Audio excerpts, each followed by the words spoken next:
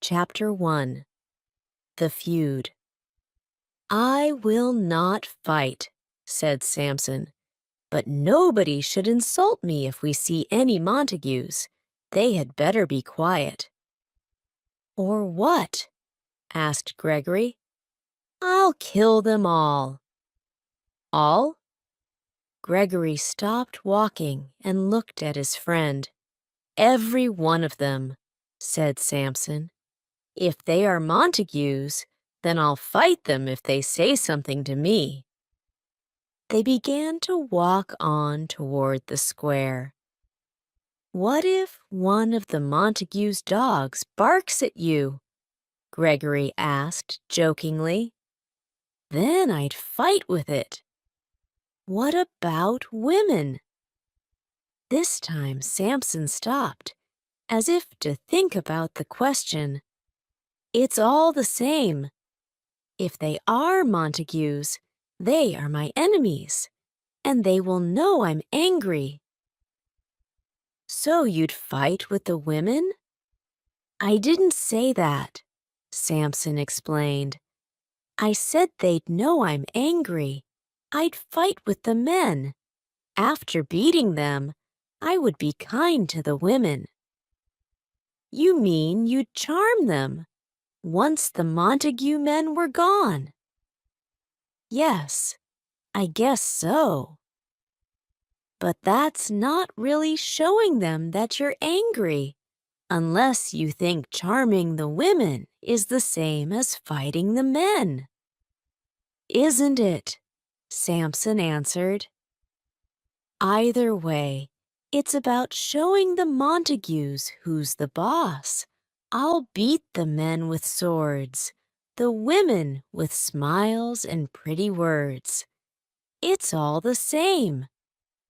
I wish it were the same, said Gregory, seeing two servants from the Montague family approaching from across the square.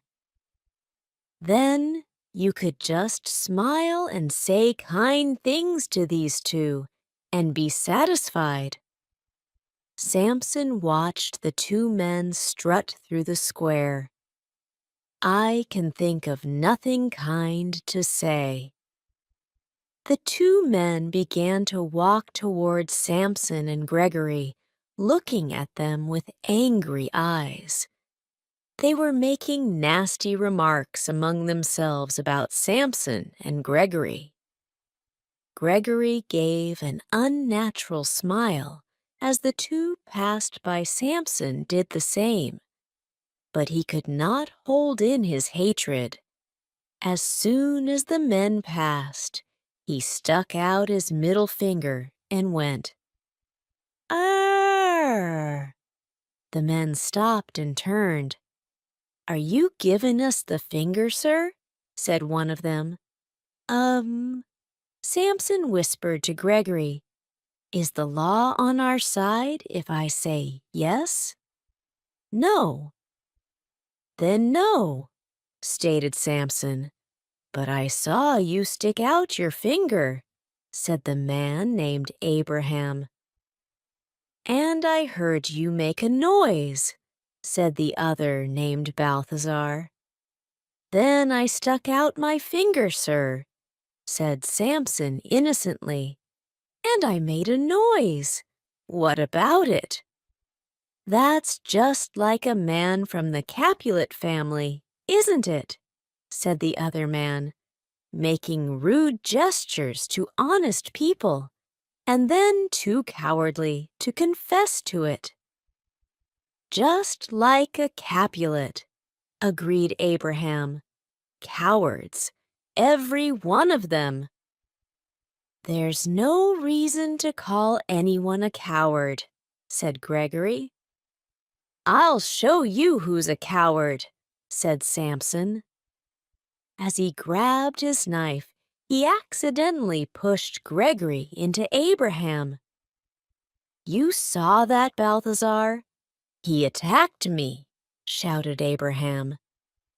It was too late to keep the peace. All four men wrestled in the street. A crowd gathered and began shouting and cheering. Benvolio, old Montague's nephew, heard the fighting. He didn't really like the feud between his family and the Capulets. He knew that all this hatred would only result in death, and death in more hatred. But he knew the only way to stop the fighting was to jump between the angry men. Therefore, he drew his sword and ran toward the 4 men fighting in the square. "Peace! Put your weapons away!" Benvolio shouted as he pulled the men off each other. A tall man walked forward. He pulled out his sword and touched the point. It was Tybalt, Capulet's nephew, an arrogant man of 30. He was very arrogant, but he was also the best swordsman in Verona. "Tybalt," said Benvolio, "put your sword away. I'm trying to keep the peace. Please help me." "Peace? You stand there with your sword in your hand, talking of peace?" Tybalt spoke with a twisted smile. Benvolio barely had time to defend himself before Tybalt lunged at him. The crowd cheered again. "Kill the Montagues!" yelled some. "Kill the Capulets!" others yelled. "Kill them all!" yelled more. "Kill the Capulets?" murmured an old man who was walking out of a nearby church.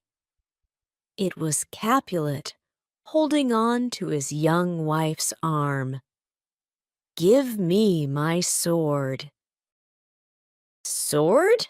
his wife scolded. "You need a cane, not a sword." "I know it's Capulet." Another old man hobbled across the square. It was Montague. "Lead me over to him," he said. "How can you fight? You can barely walk," said Lady Montague. Then the crowd went silent as some horses neared.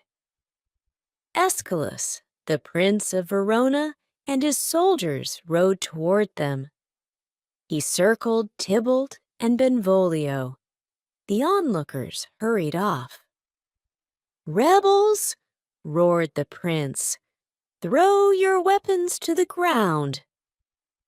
Tybalt and Benvolio did as the prince commanded. "Now," Aeschylus said, "where are the people responsible? I'm talking about the 2 older men, Capulet and Montague." He searched the streets and found the 2 old men. "You, Capulet, and you, Montague, stand in front of me." The 2 old men came forward. "You are leaders in this city and are supposed to be moral, but instead of teaching the people how to be noble, you force them to participate in your pointless feud. Well, I've been patient for too long." He drew his sword. "If your feud ever disturbs the streets again, you both will pay for it with your lives. Do you understand?" They both nodded. When Montague's people returned to their palace, Lady Montague spoke to Benvolio. "My Romeo wasn't in this fight, was he?" "No," said Benvolio. "If Romeo wasn't with you, then where is he?" "The last time I saw him, madam, was this morning. He was lying on the garden wall, and he looked so sad." "Oh, my poor Romeo." Lady Montague clasped her hands. "Do you know why?" "No, madam. I went over to him, but he ran away. I also have seen him in the garden looking sad. I've asked him why, but he said nothing to me." Lady Montague smiled sadly. As they reached the palace, a young man stepped out of the rose bushes. "There's Romeo now, madam," said Benvolio. "Should I talk to him again?" "Please," said Lady Montague. She patted Benvolio's wrist and left with her husband. "Good morning, cousin," said Benvolio. "Is it still morning?" said Romeo, tossing a stone into the fountain. "It is only 9 o'clock." Sad hours pass slowly. Romeo threw another stone. "Why do the hours seem so long?" "I don't have anything to make them short." "You mean love," said Benvolio happily. "I thought you might be in love." Romeo threw more stones into the fountain. "Out!" Benvolio wasn't sure what he meant. Was he telling him to go? "I don't understand. Romeo." "Out," he repeated. "I'm not in love, but out of love. The one I love does not love me, therefore I'm out of love." Benvolio slightly chuckled at what he thought was a joke, but Romeo had not been joking. "Don't laugh at me!" He stared at Benvolio. "No, no," Benvolio said. "It's just that—" Romeo raised his hand. "Forgive me," he said. "I haven't slept in a day because I've been thinking so much." Then he noticed the blood on Benvolio's face. "I didn't even notice that you have been injured." "It's nothing," said Benvolio. "Just the usual fight with the Capulets." "I should have been with you. Maybe I couldn't help, but perhaps one of the Capulets would have stabbed me and put me out of my misery." "You aren't serious." But something in Romeo's eyes said he was. "I hate to see you like this." "Hate!" Romeo yelled, grabbing Benvolio. "Hate to see me in love? Then you hate me." He shook his cousin. "Maybe you would rather see me in hate. Is that it?" Montagues love to hate, fight, and kill. But whether we love to hate or love to love doesn't matter. It's all the same passion, and it will kill us all the same. Benvolio didn't like what Romeo had said. After all, he had risked his life to stop a fight earlier. But he knew that Romeo was right, and that the problem with the family was because of excessive passion. He also knew that Romeo possessed that same passion. He wanted to help his cousin. "Can you tell me who it is that you love?" "A woman," he mumbled. "Yes," said Benvolio. "Who?" "Rosalind," said Romeo. "Rosalind?" Benvolio brightened. "Things may be all right. I know she will be at a party in the Capulet's house tonight." "In the Capulet's house? My father's enemy? I cannot enter the Capulet's house. I will surely be killed, although that may not be so bad." "Cousin," said Benvolio, "Mercutio, one of our friends, is invited to the party. We can go with him. We will wear masks so no one will recognize us." Romeo looked up happily. Not ready to die yet, eh? Benvolio was glad to see Romeo look a little happier. But I warn you, there will be so many pretty girls there that you will forget about Rosalind. Oh, Benvolio, there is no one more beautiful than her, and I would not want another.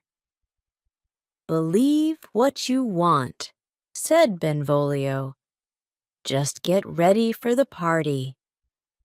Capulet, drinking some cool water, leaned back in his chair. I'm glad that Montague has to follow the same rules as me. Both of us will die if either of us breaks the peace. He laughed. Break the peace? That's funny. Why? Asked Capulet's kinsman Paris. Because the two of us are too old to break the peace.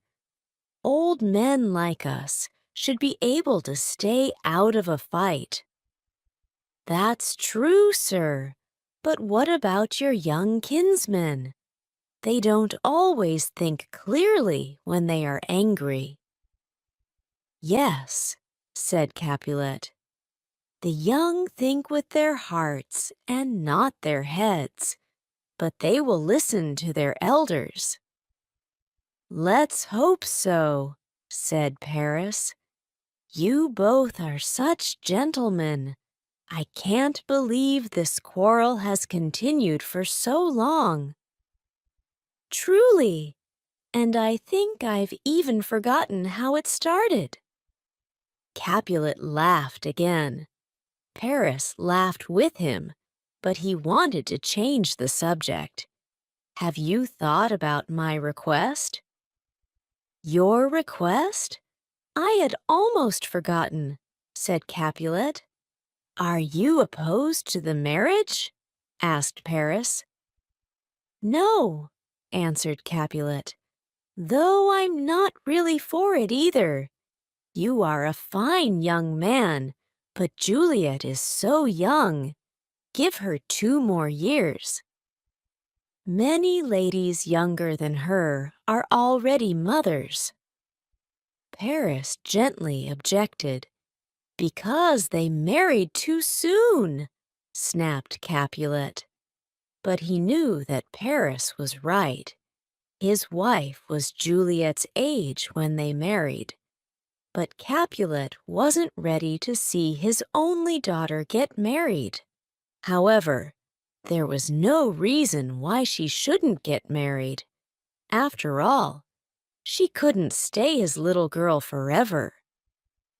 I think I've upset you, said Paris. You are her father, and you know what is best for her. Wait, said Capulet. Paris stopped. I will agree to the marriage, said Capulet, but the final decision is hers. Come to the party tonight.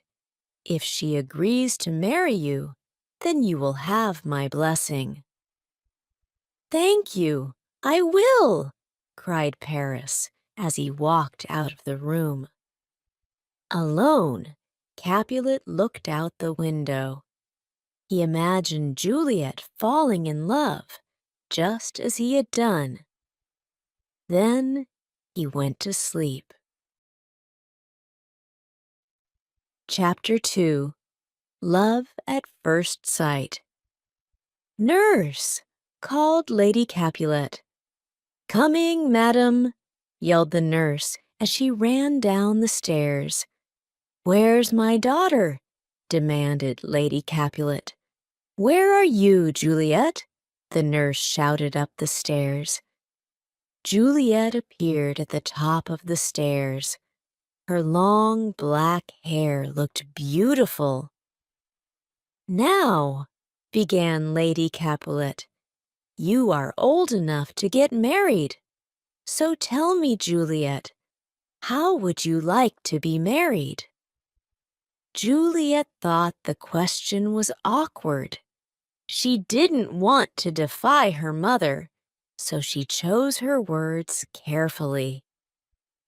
"I've always dreamed of getting married," she said politely, "but I'm still too young to think of marriage." Lady Capulet knew this would be difficult, so she spoke directly. "I will be brief. The brave Paris wants to marry you. What do you think, Juliet?" spoke Lady Capulet. "He will be at the party tonight. Take a good look at him before you answer."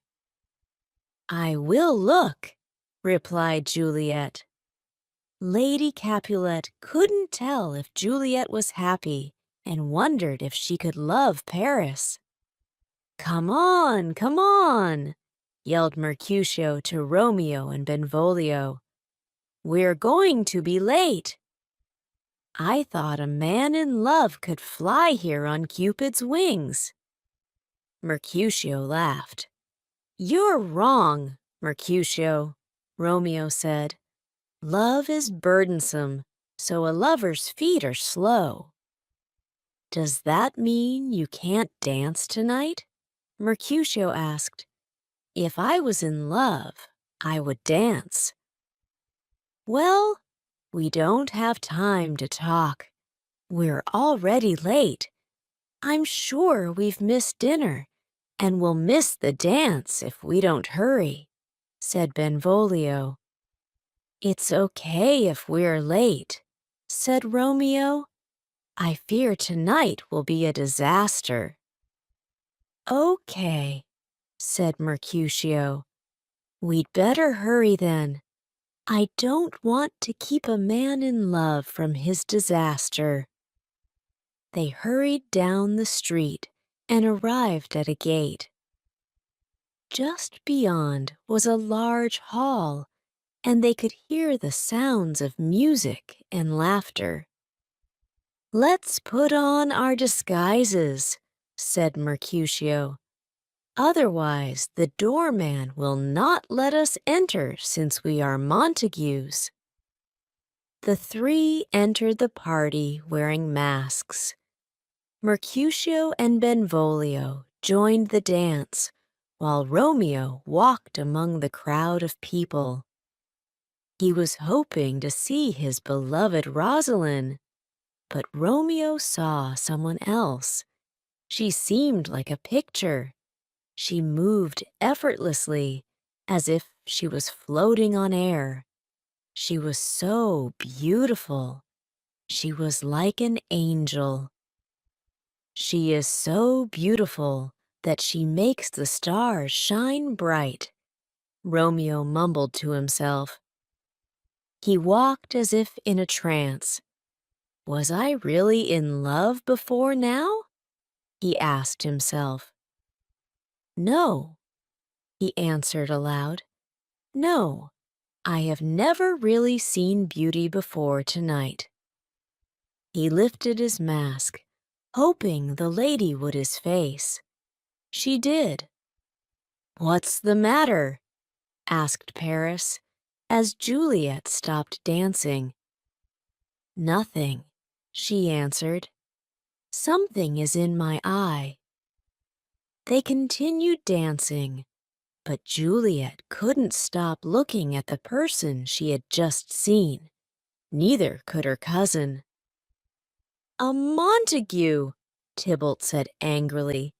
"He comes to our party masked, to make fun of us." "What's the matter?" asked Capulet, as he walked over to Tybalt.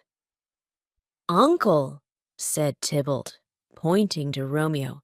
"He is a Montague." Capulet looked. "It's young Romeo." "Romeo!" shouted Tybalt. "Calm down, nephew," said Capulet. "Leave him alone. He appears to be a gentleman. Be patient, and don't think about him." "Too late," replied Tybalt. Capulet didn't like that Tybalt was being rude, but he tried to reason with him. "It's what I want," he said. Please respect my wishes and be happy. Sad people don't belong at parties. Sad people belong at parties when an enemy is a guest. I cannot tolerate him. You will tolerate him, Capulet scolded. Tybalt turned his back on his uncle. How can you turn your back on me? Shouted Capulet, grabbing Tybalt and spinning him around.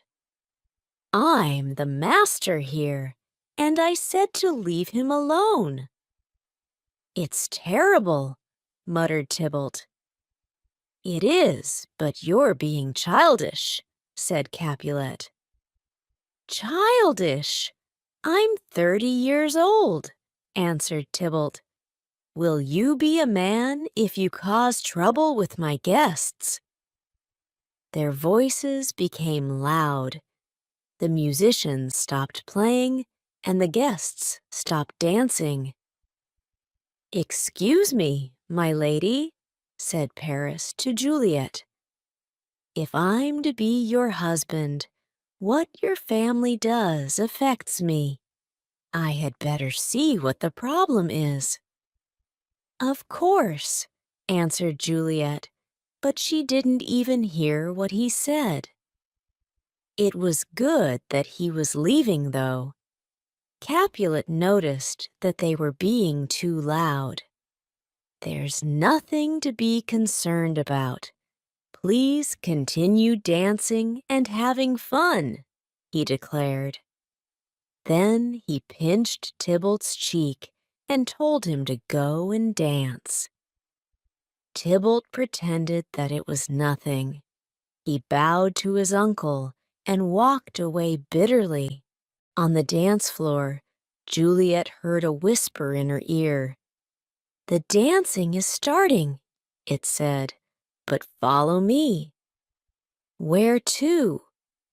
She turned and saw Romeo. Even with a mask on, he was the most handsome man she had ever seen. She followed him to a private spot. Romeo removed his mask and took Juliet's hand. Your hands are gentle, he said. You are like an angel, and I would like to give you a tender kiss. Juliet felt excited as the blood rushed to her head, but she kept calm. Angels have wings and often fly away, she said. Then she gently laced her fingers through his and held his hands tightly. Romeo shivered. The sensation of her touch was amazing. He wanted to kiss her more than ever, but she hadn't given him permission. Don't angels have lips? He said as he stroked her hand. Yes, she said. She knew Romeo wanted to kiss her, and she warned him to, but she didn't want to be too bold. Juliet knew it wasn't proper for a young lady to tell a stranger to kiss her, but his touch was so gentle, so strong, and so warm that she could almost imagine what his lips would feel like. How could she get him to kiss her? Romeo was waiting for an answer. Juliet turned her eyes away because she was afraid he would know how she felt. I guess your lips don't desire a kiss, he said, as he began to release her hand. But Juliet wouldn't let go. She moved Romeo's hand to her heart.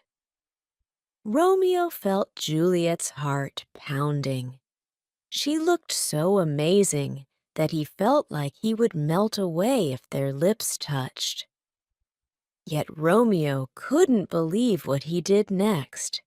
He kissed her. Madam, yelled the nurse, pushing her way toward them. Madam, your father and Paris are looking for you. Juliet stepped away. still staring at Romeo. Romeo put his mask back on. Who is her father? The nurse recognized Romeo. This is Juliet, and her father is the owner of this house. She is a Capulet? Said Romeo, as you are a bachelor, interrupted Benvolio. Come, he whispered, we've been discovered. We have to leave before there is trouble. There is already trouble, said Romeo.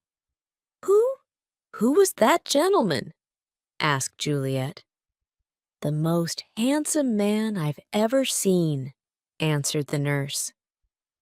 Is he married? Asked Juliet. No, but he might as well be. Juliet stared at the nurse. What do you mean? His name is Romeo Montague, the only son of your great enemy. Of course, he would have to be a Montague, said Juliet. She didn't explain, but thought deeply of Romeo.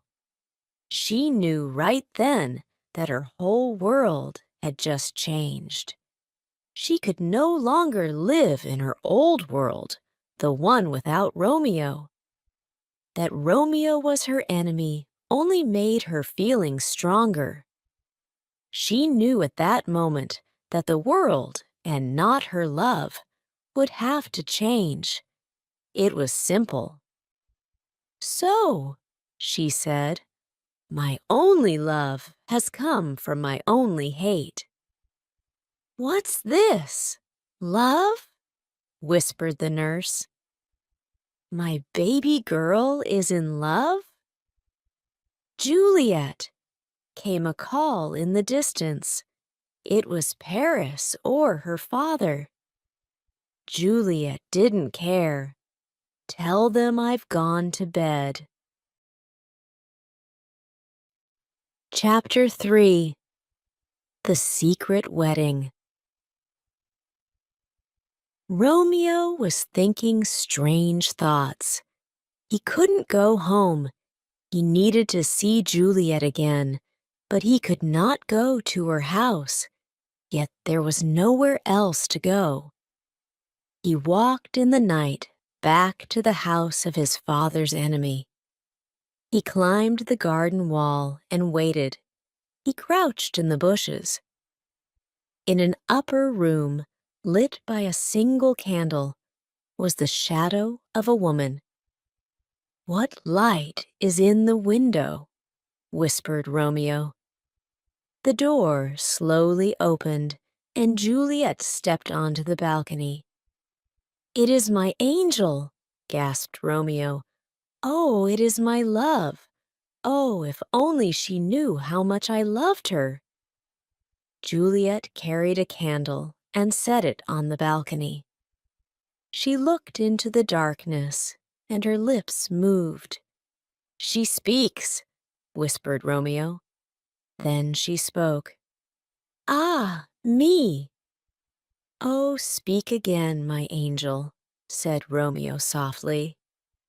He could see her breathing. He wanted to run to her, climb up the balcony, and hold her. But he feared that once she knew his name, she would hate him. Juliet spoke again. Oh, Romeo, Romeo, why are you, my sweet Romeo? Forget that you are a Montague. If not, just say you love me, and I'll no longer be a Capulet. Romeo fell backward. Had he died? Was this heaven? He stood and looked. Juliet was still there. It is only your name that is my enemy, Juliet said. What's a Montague? It's only a name, and a rose would smell just as sweet if it was given another name. Romeo, forget your name and be only mine. Romeo couldn't endure it any more. I will be only yours, he cried, coming forward. Just be my love, and I will never be Romeo." "Who's there?" said Juliet, stepping back. "I don't know how to tell you who I am," said Romeo. "I hate my name because it is the name of your enemy." "I haven't heard you speak much, but I know the sound." "You are Romeo and a Montague." "How did you get here?" she demanded. "And why?" "The walls are high and hard to climb, and it's dangerous if anyone funds you here." "It was because of love that I jumped over the walls, and a person can do anything for love." Love! Romeo had said love. She wanted him to say it again, but she was afraid. "I'm afraid someone will find you here." "Let them find me," said Romeo. "I would rather die here with you than live miserably without your love." She closed her eyes and imagined him. "Do you love me?" she whispered. "I love you more than words can say," answered Romeo.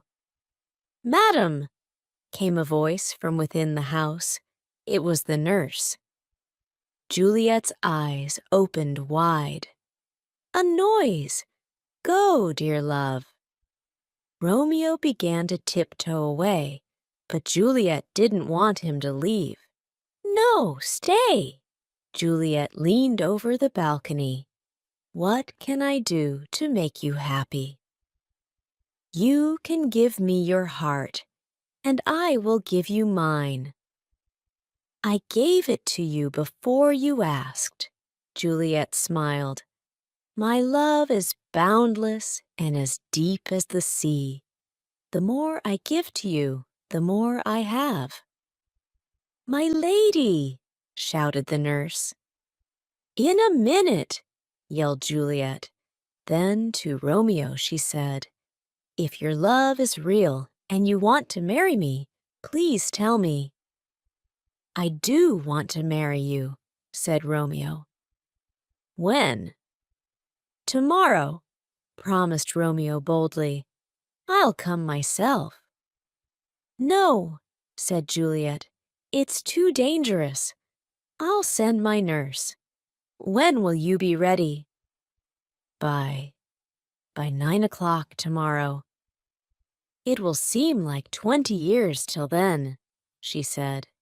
"But I will endure it. Go now."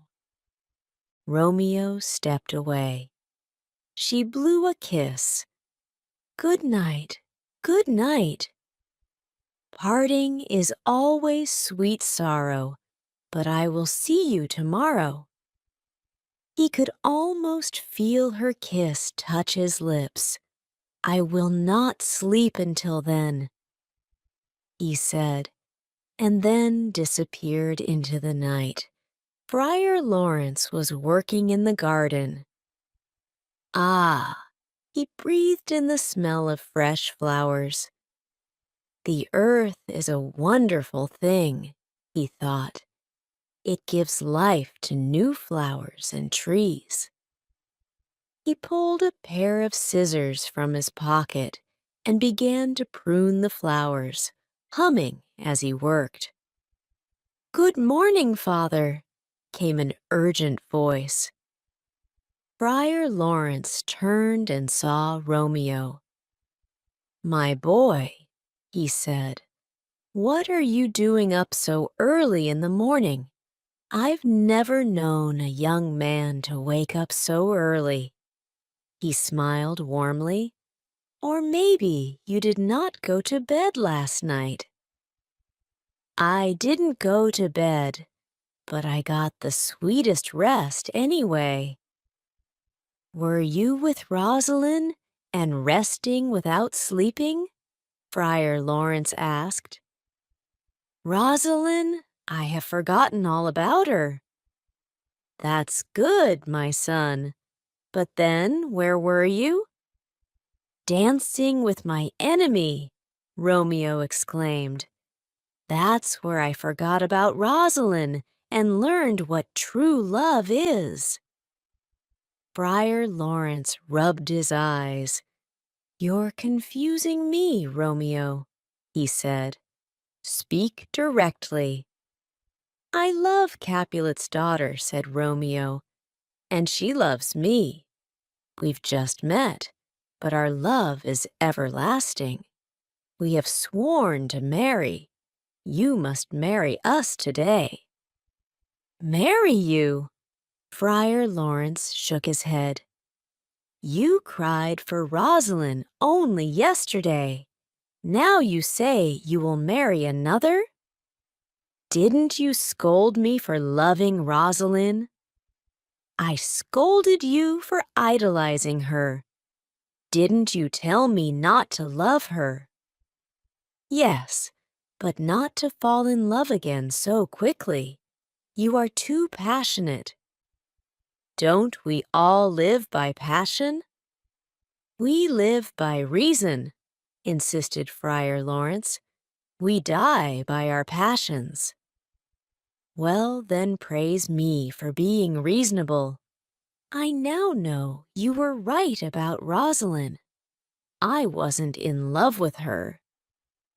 But Juliet is perfect, and it's reasonable to love perfection, right? You must marry us. Friar Lawrence looked out at the sunrise. He couldn't believe what he was hearing. How could he marry someone so young and naive? And without the parents' consent? Father, asked Romeo impatiently. The friar didn't answer. He continued thinking. Maybe a marriage would force peace between the fighting families. You have not persuaded me, Romeo, said Friar Lawrence at last. But I will marry you, and I hope this marriage brings love to your two families instead of hate. Friar Lawrence put his scissors back into his pocket and led Romeo to the church. Where is Romeo? Mercutio leaned against the church steps. You said he wasn't home when you got there. No, answered Benvolio, but Tybalt has sent a letter to him. A challenge to fight? Asked Mercutio. Benvolio kicked a stone. I'm sure Romeo will accept the challenge. Then Romeo will die, said Mercutio. Tybalt is an excellent fighter. Benvolio knew Mercutio was right, but Romeo was no coward. If Tybalt challenged him, Romeo would accept, and then Romeo would be killed. Benvolio didn't want to imagine that. I'd feel better if we knew where he was, said Benvolio. There is our poor lover now, pointed Mercutio. Romeo, cried Benvolio. Why did you run away from us last night? Asked Mercutio. I'm sorry, said Romeo. I had something very important to do. What were you so concerned about? About our friend, said Mercutio. He's been so worried about love lately. We thought he might have done something terrible. Have you seen the letter, Romeo? Asked Benvolio. Letter? Yes, said Mercutio. From the house of Capulet, your enemy. Romeo's eyes lit up. From the house of Capulet, what did it say? Why do you sound excited? Asked Benvolio.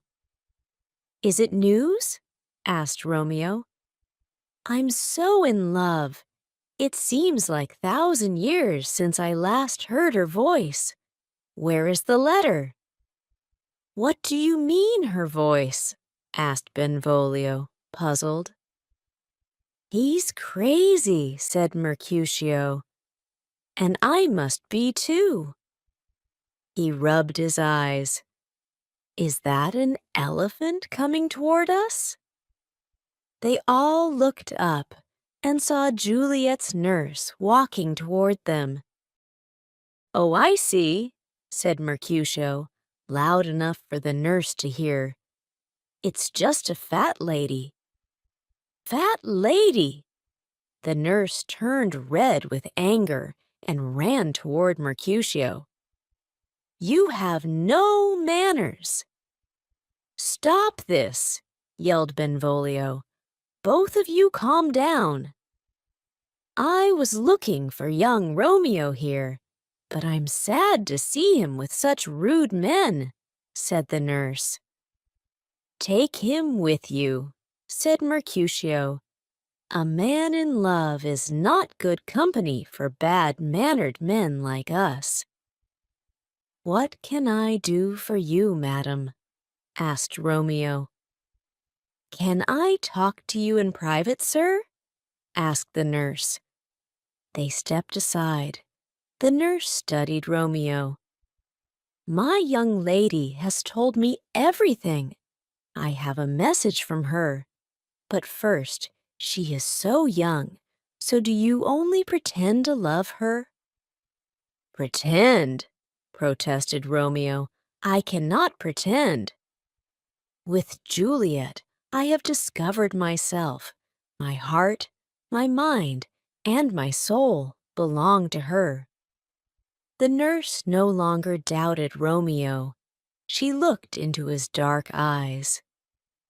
He was so handsome. Romeo interrupted her stare. "Are you happy with my answer?" She blushed. "My lady loves you, and she is very precious to me. What is important to her is important to me. Oh, dear Romeo," she said, "you're going to make Juliet very happy." Romeo smiled. "I plan to," he said. "I've talked with Friar Lawrence, and he has agreed to marry us. Create a plan and bring Juliet to the church so we can be married." "Married," said the nurse. "How beautiful!" "Bring her as soon as you can." Juliet paced back and forth in her bedroom. She was so impatient. "I sent her so long ago," she thought. "Why is she so slow?" She sat down, but stood up again. The nurse had been gone for over 3 hours. How long does it take to walk to the town square? The door blew open, and Juliet heard footsteps coming up the stairs. "Oh, here she comes!" cried Juliet. She opened her bedroom door. "Oh, what happened?" she begged. "Did you meet with him? Why do you look so sad?" "Just a minute," said the nurse as she reached the top of the stairs. "I'm out of breath." Juliet shook her. "Tell me, is it good news or bad news?" The nurse pinched her cheek. "You told me his face was more handsome than anyone's, but his hands, his feet, and his whole body are better too." The nurse fell onto the bed. Juliet jumped on top of her. I know," she snarled. "But what did he say about our marriage?" "He said something about it." "Oh, you tease me," cried Juliet. "Am I going to be married today or not?" The nurse grinned. "You didn't want to get married with Paris so quickly. Why are you so eager to marry this Romeo?" Juliet stood up and straightened herself. "I'm not eager," she said. But what did Romeo say? Do you have to go to confession today? Stop teasing me. Tell me what Romeo said. Juliet was frustrated and fell onto the bed. The nurse felt sorry for her. Okay. I was only teasing you. A young woman that is going to get married can forgive me. She smiled. Married? The word echoed in Juliet's head.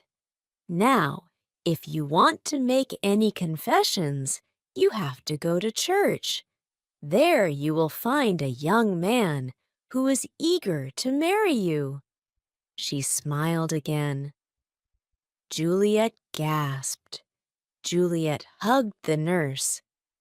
Thank you, she cried. Let's go right now. Friar Lawrence was preparing Romeo for the wedding. He wasn't sure if this wedding was the right tiling to do.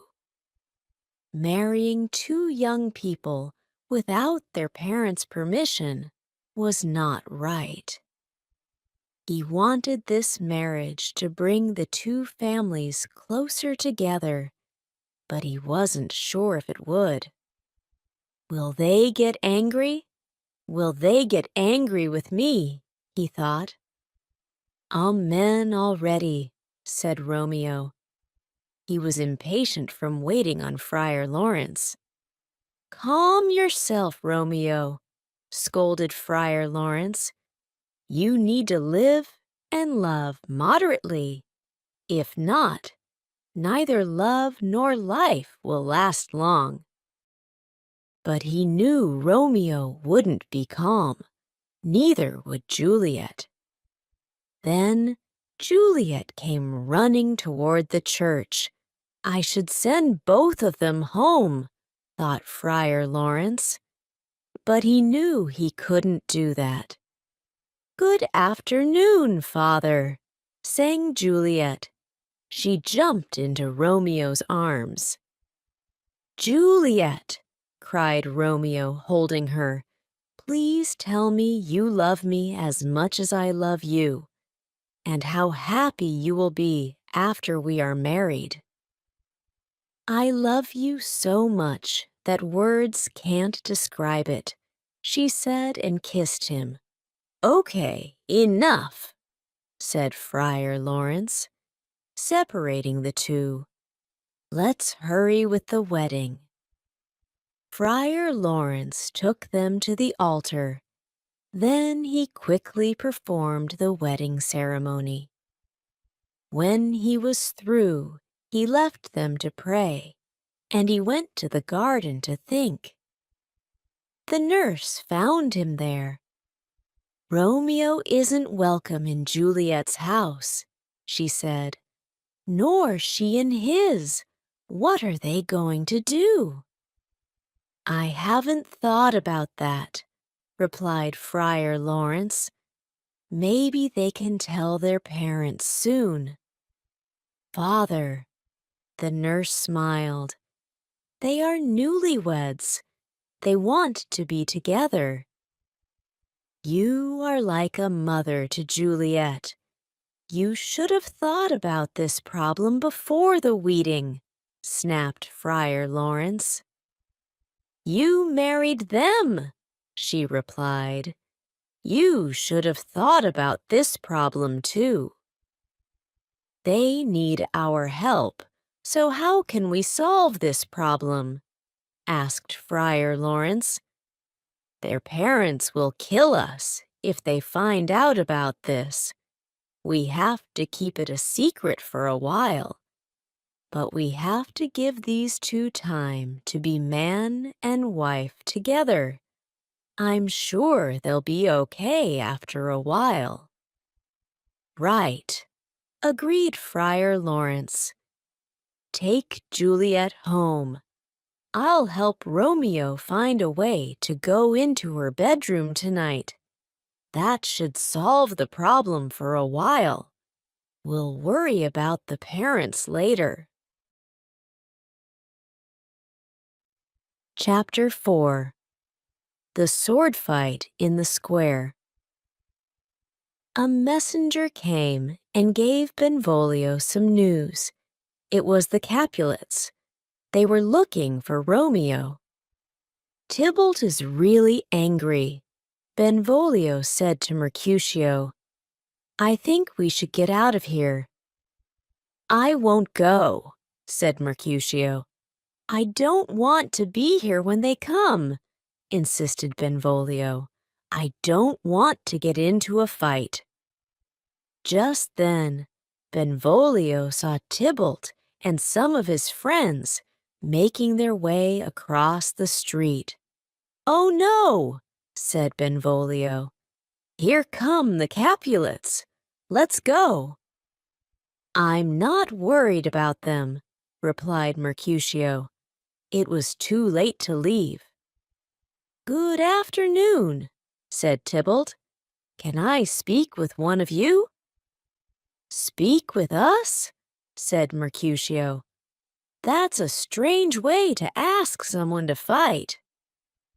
"I will fight if you give me a reason," answered Tybalt, putting a hand on his sword. He stepped closer. "Mercutio, Romeo was with you last night, right? Where is he now?" "Do I look like a slave?" asked Mercutio. "Am I supposed to answer your every question? Even if I did know where Romeo was, I wouldn't tell you." Tybalt drew his sword. "Gentlemen," interrupted Benvolio, "either stop this fight or go somewhere else to finish it. Everyone is watching us." "No need," said Tybalt. He saw Romeo walking toward them. "Here comes my man." "Your man?" said Mercutio, teasing Tybalt. "Is he one of your servants?" "A mistake," said Tybalt, as Romeo came up to them. "I should have called him a villain instead." He looked at Romeo. Romeo just smiled. "Tybalt," he said, "I love you, so I will forgive your anger. You will soon learn that I'm not a villain. Until then, goodbye." Tybalt thought Romeo was just making fun of him. "You ruined our party last night with your presence. Now turn and draw your sword," shouted Tybalt. "I've never hurt you, Tybalt, and I couldn't now. I love you like a brother, more like a brother than you know." He bowed. "Be happy." Mercutio looked at Romeo. "He's being dishonorable. Why is he acting like this?" "I think he's being reasonable," said Benvolio. "Let's peacefully go away and be happy." "I'll be happy when Tybalt is dead," said Mercutio. Tybalt lifted his sword. "I'm ready for you." "Tybalt, Mercutio," said Romeo, "put your swords away." Mercutio pushed Romeo aside and lunged at Tybalt. Tybalt stepped aside. Then he began swinging his sword at Mercutio. "Tybalt, Mercutio, the prince has forbidden this. Stop!" Romeo shouted. "Benvolio, help me stop this fight." Romeo stepped between the two and grabbed Mercutio. But Tybalt kept coming. Mercutio tried to defend himself, but Romeo was holding him too tightly. Tybalt's sword stuck into Mercutio's chest. "Ah!" Mercutio cried, falling to the ground. Tybalt withdrew his sword and wiped off the blood. Benvolio ran to Mercutio. "How bad is it?" "It's enough." Mercutio coughed. He put his hand over his chest. Blood gushed through his fingers. "Be brave," said Romeo. "You'll be okay." "No," said Mercutio, his senses leaving him. "I won't be okay." Blood began to come out of his mouth. "Why did you come between us, Romeo? I couldn't defend myself." Romeo looked into his friend's eyes. "I was trying to stop you." "You stopped me, all right," Mercutio gasped. "He has killed me." "I'll take him to the doctor," said Benvolio. As he prepared to lift him, he felt his pulse fade away. "He's dead," he said. Romeo stared at Mercutio. "My friend was killed because of me," he thought. "And Tybalt teases us all. Oh, Juliet, I wish I could have married you one day later. Then Tybalt would not be my cousin, and I could take revenge on him." Romeo became so angry that the love and tenderness that he had felt began to disappear. In a second, he forgot about Juliet, about his marriage, and about the future. He wanted justice. He wanted revenge. He picked up Mercutio's sword. "Romeo," said Benvolio, "put the sword away. Here comes Tybalt." Romeo didn't put the sword down. "So you've returned to see Mercutio's dead body, and to see us cry at your feet. No. Oh, Tybalt," he yelled. Tybalt strutted up to Romeo. "You poor little boy," he said. "Do you want to die just like Mercutio?" "My sword is strong," Romeo said, and he struck at Tybalt. Tybalt blocked Romeo's blow with ease, but Romeo pressed on with incredible speed. Tybalt tried to keep calm. He tried to make it appear as if he could easily defend against Romeo's attacks. It soon became clear that he was not fighting a man, but an avenging angel. Romeo swung at Tybalt so violently that he could no longer feel his arm or the sword. He kept raging forward.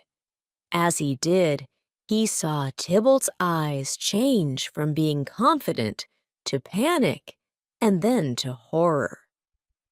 Suddenly, there was no more ringing of swords, no more shouting. The vicious face of Tybalt became peaceful. It was then that Romeo saw how much he looked like Juliet. He watched Tybalt fall to the ground. "Let's get out of here," yelled Benvolio. "Tybalt's dead. The prince will kill you all if he finds you here." "Oh, I'm a fool," he said. "They are coming," Benvolio screamed. "Romeo, get out of here." Juliet stood on her balcony. She watched the sunset. "Please leave us, sun," she chanted. "Quickly become dark so that Romeo can come into my bedroom. Then we can hold each other all night." The nurse slipped through the curtain and out onto the balcony. She looked worried. Juliet knew something was wrong. "What's the matter?" "He's dead," she said. Juliet almost fainted. "My Romeo? My love? Dead?" "No," said the nurse, but the truth wasn't much better. "No, Tybalt is dead, killed by Romeo, and Romeo has been banished by the prince. Did Romeo really kill Tybalt? Juliet could barely speak as she started to cry. There are no honest men, replied the nurse. I hope something bad happens to Romeo. Juliet became angry. Don't say that! He killed your cousin. How can you defend him? Should I loot my husband? My cousin would have killed Romeo, but my husband is still alive. Juliet tried to stop crying. So why can't I stop crying? I should be glad that Romeo is still alive. The tears came again. Banished. He will never come to Verona or me again. Romeo stood up when Friar Lawrence returned to his room. Well, father, what news? What did the prince decide? Lawrence removed his jacket and hung it on the coat rack. A gentle judgment, he said, knowing that Romeo would not agree. Not death, but banishment. Banishment, Romeo cried. Banishment is worse than death. Please say death. Friar Lawrence knew Romeo was saying this because of his love for Juliet. The prince could have killed you. He didn't. The prince is being kind. There was a loud knock on the door. Hide yourself, Romeo, said Friar Lawrence. Romeo hid as Friar Lawrence opened the door. It was the nurse. Good afternoon, Friar, she said. Is Romeo here? He is very sad, but here, he said. Romeo! Romeo came forward. He looks like Juliet, said the nurse. Tears and crying. You break my heart, nurse, said Romeo, to speak of Juliet. And you broke her heart, she said. She wants to see Tybalt and you, but she can't see either. Because I'm the bad guy that murdered her cousin, said Romeo.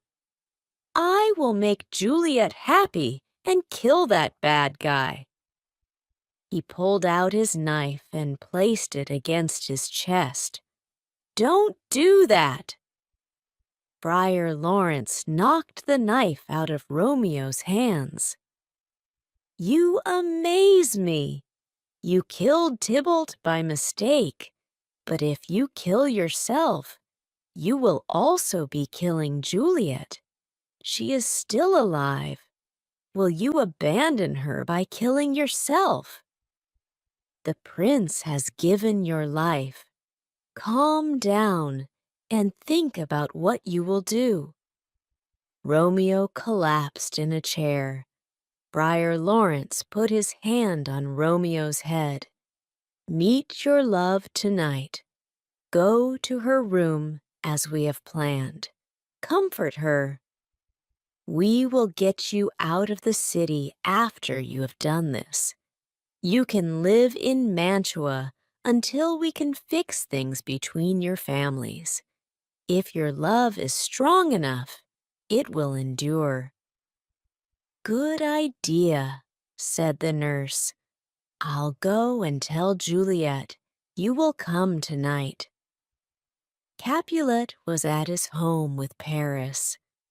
Because of Tybalt's death, he realized that many of the young people didn't listen to him.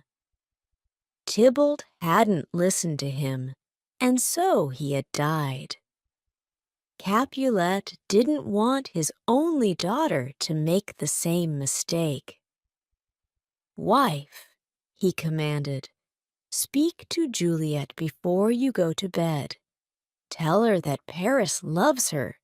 Tell her that on Thursday, 3 days from now, she will marry Paris. Lady Capulet bowed and left. "Is this okay with you?"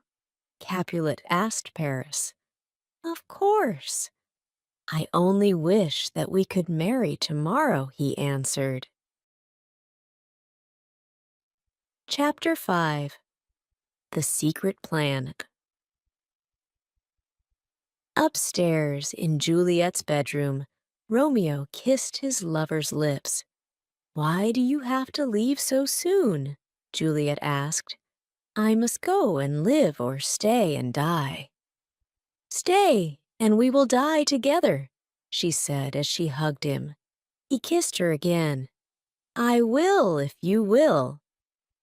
"My lady," whispered the nurse as she opened the bedroom door. "Your mother is coming." "Goodbye, my wife, my love," said Romeo. "One more kiss, and I'll leave." He moved her hair and kissed her forehead. "My husband," said Juliet, "I must hear from you every day." "Goodbye," Ho said again. "I'll write you every day." "When will we meet again?" "Soon." "Hurry," cried the nurse. "I'm frightened," said Juliet. "Trust me," Romeo said. He kissed her and climbed down the balcony. "How are you, Juliet?" Lady Capulet asked, opening the door. "I'm not well," said Juliet, dressing quickly. "Still crying over your cousin's death?" Lady Capulet asked. "We are all upset." Her mother then gave her the news. "Next Thursday morning, you will marry Paris at St. Peter's Church." "No, I will not," Juliet yelled before she had time to think about what she was saying. Lady Capulet was angry. "You disobey?" "I mean," Juliet said, "it is impossible." Footsteps were coming up the stairs outside the bedroom. "Your father is coming. Tell him yourself." Capulet came into the bedroom. "Father," Juliet said, "I cannot marry Paris." "But I desire you to marry him," Capulet said. "I understand, but I cannot." "Do my desires mean nothing to you?" "They are very important to me, but I'm unable to marry Paris." "How can you disobey me?" yelled Capulet. "Am I the master of this house? You will marry Paris next Thursday." "Please, father," cried Juliet, falling and grabbing her father's ankles. "You've always let me make my own decisions. Please, let me make my own decision now." "Decisions? I'll give you a decision to make. Marry Paris next Thursday, or never look at me again. Don't speak. Just do it," he said. Juliet cried and held her mother. Lady Capulet pushed her away. "Your father is only doing what's best for you. Don't speak any more." She left Juliet alone with the nurse. "How can we prevent this? Say something. What can I do?" The nurse didn't have an answer. She knew if Juliet was gone, she would have no job and wouldn't be able to support herself. "Nurse," pleaded Juliet. "All right," she said. "Here is my advice. Romeo's banished and can never come back. He's the only one that knows you're married. Well, I know, and Friar Lawrence knows, but we won't say a word. Do you understand?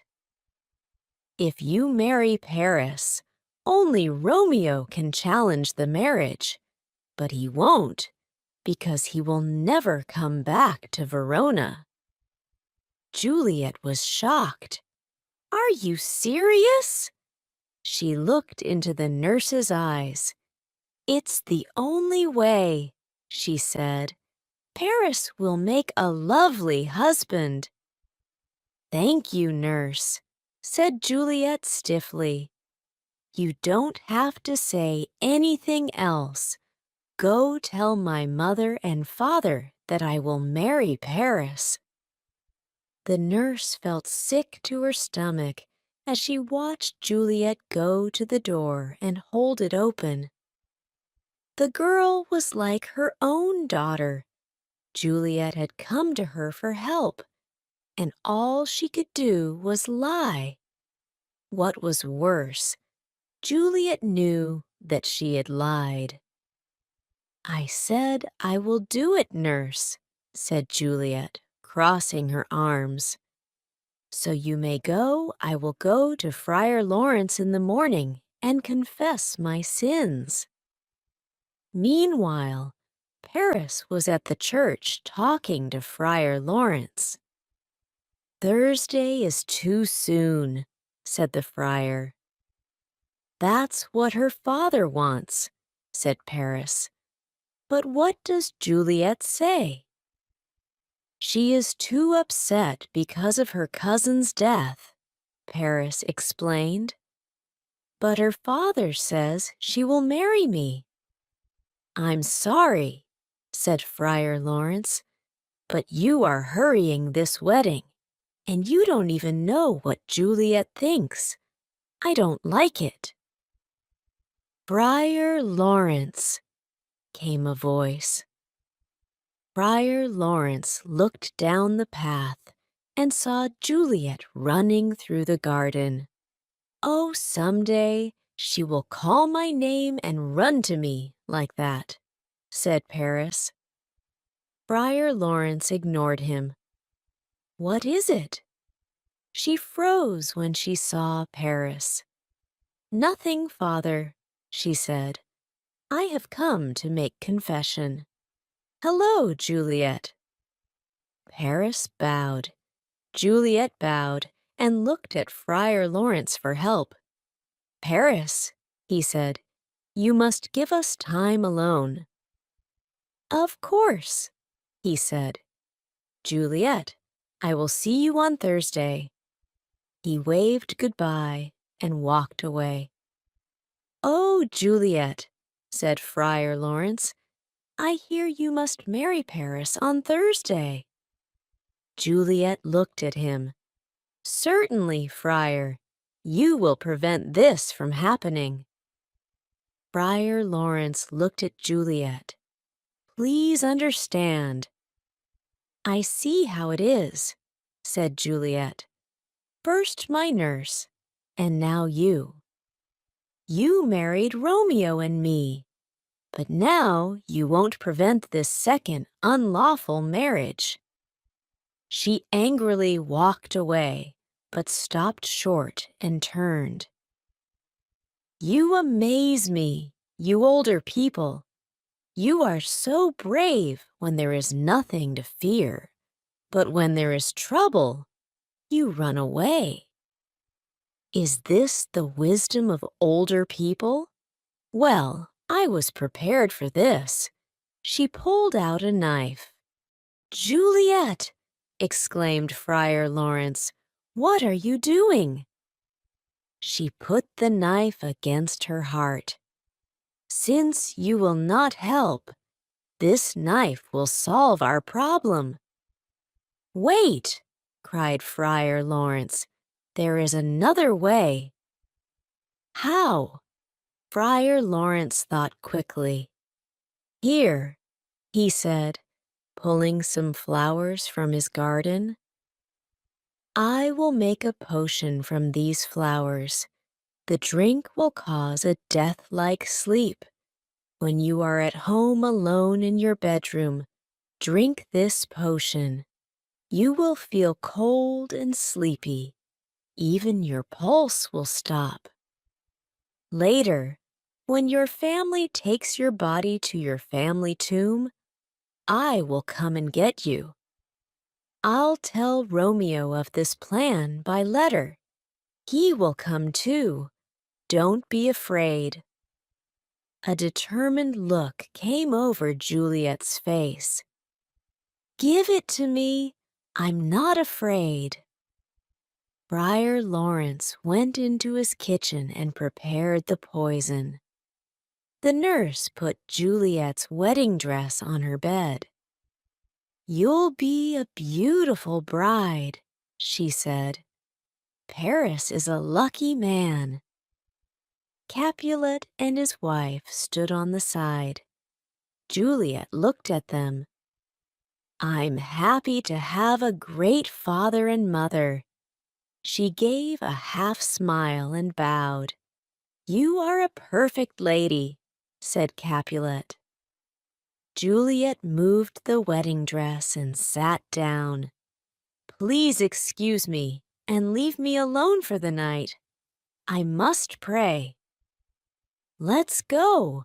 Leave her to pray," said Capulet. "Daughter, you have made me very happy." He hobbled out of the bedroom. "Should I wait beside you tonight?" the nurse asked. "Thank you." Juliet didn't even look at the nurse. "But that okay. You've done enough for me already." The words hurt the nurse's feelings. "I would do anything for you. You know that," the nurse said softly. "Then leave me," Juliet said. The nurse walked out of the room. "Get some sleep," said Lady Capulet. "You will need it." She left.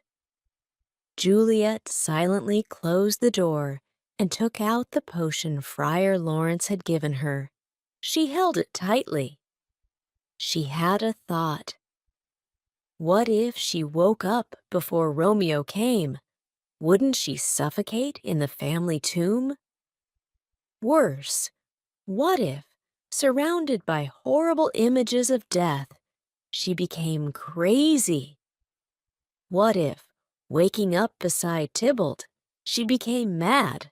What if— "Enough of what ifs," she whispered. "This is the only answer." She put the bottle to her lips. "Romeo, I drink this for you." She drank. Her throat burned. She gagged. Bright lights appeared before her. Her body went numb. She felt herself falling. And then, nothing. Before dawn, the nurse woke up and went to Juliet's room. "One word of encouragement," she mumbled. "That's all. Surely Juliet will listen to me." She opened Juliet's door and tiptoed to where the young lady was sleeping. She put her hand on her cold forehead. Her scream woke up the entire house. Chapter 6: The Lover's Tragedy. Balthazar's hand shook as he opened the door of Romeo's apartment in Mantua. "Ah," Romeo said, "news from Verona? Do you have a letter from the friar? How's my father? How's my Juliet?" "Her soul is with the angels," answered Balthazar. "Her soul is always with the angels," Romeo smiled. "But what about the rest of her?" "Her body is in the Capulet's tomb." Romeo rose from his desk. "What do you mean?" "I saw her body in the tomb. She is dead." "That can't be true." "I wish it weren't true." "Go, Balthazar. Get me a horse. Meet me by the city walls. I will leave tonight." "Please, don't go, sir," said Balthazar. "You are angry, and nothing good will happen because of this." Romeo gathered his things and packed them into a bag. "You are mistaken. This is not anger. It is a reasonable response to these events. Now go and do what I told you." Balthazar left. "Juliet," said Romeo, "I will lie with you tonight." But how? He wondered. Then he remembered. There was a man in Mantua who sold strange drugs. He threw his bag over his shoulder and walked out. As soon as he walked out, a monk arrived at Romeo's apartment. "Hello!" he cried. "I have a letter for Romeo." "Hello! It comes from Friar Lawrence, and it's very important. Is anyone there?" "Hello?" No one was there to answer.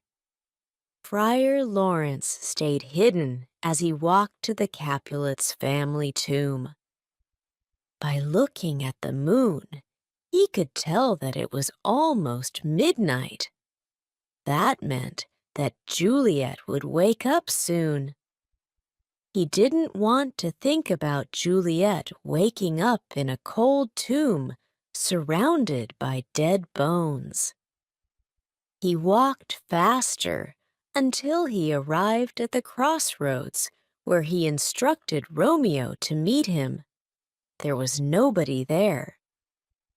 He waited for a long time, but Mir was no Romeo. Finally, he saw a man walking toward him, but it didn't look like Romeo. Who else would be coming to the graveyard at this time of night? He thought. "Who's there?" called Friar Lawrence. "Friar Lawrence," returned the voice. "Is that you?" "Friar John?" asked Friar Lawrence, squinting to see who it was. "Yes," said Friar John. "What are you doing here?" asked Friar Lawrence. "Where is Romeo?" "That's what I came to talk to you about. Did you take the letter to Romeo?" "I never got the chance to," said Friar John. "I was stuck at the customs house. By the time I got to Mantua, Romeo was gone." "Oh, no," said Friar Lawrence. "I'm sure he has heard about Juliet's death by now and has... Dear God, what has he done?" "You seem upset, my brother." "Go to my house," Friar Lawrence said. "Wait there in case Romeo shows up. Tell him Juliet is alive." Friar John didn't really understand, but he did as he was told. "Wait here with the torch," said Paris to his servant. The servant went to the side of the road while Paris went to the Capulet's tomb. He dropped flowers in front of the tomb. "This," he told himself, "I will do this every night to show how much I loved Juliet." As he dropped the flowers, he heard his servant whistle. Was it a ghost? Paris looked across the graveyard and saw a man approaching. He hid himself behind a large tombstone. It was no ghost, thought Paris. It was Romeo with a crowbar, the man who killed Tybalt. Now he has come to destroy the tomb, not when I'm here. Romeo started to open the door with the crowbar. "Stop right there, villain," Paris commanded, stepping forward. "Don't try to stop me." Romeo said without looking up, "Leave me alone." The door groaned open. Paris grabbed Romeo by the arm. When Romeo felt his hand, He spun around and swung the crowbar, hitting Paris in the head. Paris fell dead to the ground. His servant, who had been watching, ran off to tell the soldiers. Romeo dragged Paris's body into the tomb. There on a stone, he found Juliet's body. Romeo fell to his knees. "Oh, my love, my wife," he said, "you are still so beautiful, even in death." He brushed the hair back from Juliet's face. "You are the last thing I want to see on this earth." He pressed his lips against hers. Then he opened a small bottle. "Here is to my love," he said as he drank the poison. The drug was quick. He placed his lips on Juliet's once more. "With this kiss, I die." His body shook, and then he died. "Who's in here?" called Friar Lawrence as he entered the tomb. He lifted his torch and saw Paris dead on the ground. Then he saw Romeo dead at the base of the stone where Juliet was lying. "If only I had been here 1 hour earlier, then I could have saved them both," he mumbled. Juliet groaned. "And now Lady awakes." Juliet rose up, and so Friar Lawrence. "Friar," she said, "where is my husband?" Horses could be heard in the distance. "I hear some noise," said Friar Lawrence. "Let's leave right away." "Where is Romeo?" demanded Juliet. They could hear voices coming closer. "I cannot stay," whimpered Friar Lawrence. "Romeo is dead on the ground. Paris is also dead. Now come on." "You may go," she said, kneeling to examine Romeo. "My lady, I have to go." "Then go," Juliet said. "But I cannot." Friar Lawrence looked at Juliet and then ran out of the chime. "What's this?" thought Juliet. "A bottle in Romeo's hand. It's poison." She looked at the bottle. "You drink it all and didn't leave any for me." She took the knife from Romeo's belt. "I cannot live without Romeo," she said, and she stuck the knife into her heart. She fell on top of Romeo just as the prince rushed in. Montague followed him in, and so did Capulet and his wife.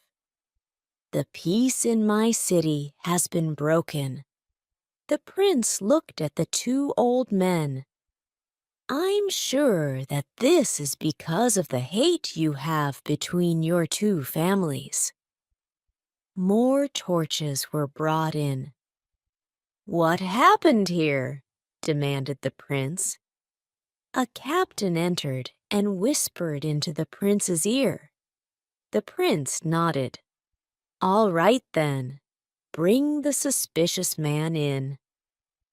2 soldiers dragged in Friar Lawrence and threw him on the ground. Friar Lawrence pleaded, "I know I look guilty, but I didn't murder anyone." "Then what happened here?" asked the prince. Friar Lawrence told them everything. He told them how he had married Romeo and Juliet. Everyone gasped. When old Capulet said he wanted her to marry Paris, she came to me for help, said Friar Lawrence. I gave her a drink to make her sleep. She would have killed herself there in my room if I hadn't. "Continue," said the prince. "I tried to tell Romeo, but my letter arrived too late. When I came here to get Juliet, Romeo had already arrived. He didn't know that she was just sleeping, so he killed himself. He looked at Paris's body. I guess Paris died trying to stop Romeo from entering the tomb. I tried to get Juliet to leave, but she wouldn't. Why didn't you stay with her? Asked Capulet. I was afraid. I'm a coward, he cried. Enough, the prince said. It's true, TLV. You should have helped these young people, but it's not your fault, said the prince. He turned to Capulet and Montague. See what has happened because of your ancient grudge. You've lost your only children. Capulet looked up from the body of his daughter. He saw his old enemy kneeling across from him. Brother Montague, he said, please forgive me for all of this hatred. Montague leaned across the bodies of Romeo and Juliet and put his arms around Capulet. I will make a pure gold statue in honor of your daughter, and I will put one of Romeo by her side. Prince Aeschylus lifted the two old men to their feet. Let's leave this place and talk somewhere else. He led all the grieving people out of the tomb. There has never been a more tragic story than this one of Romeo and Juliet, said the prince.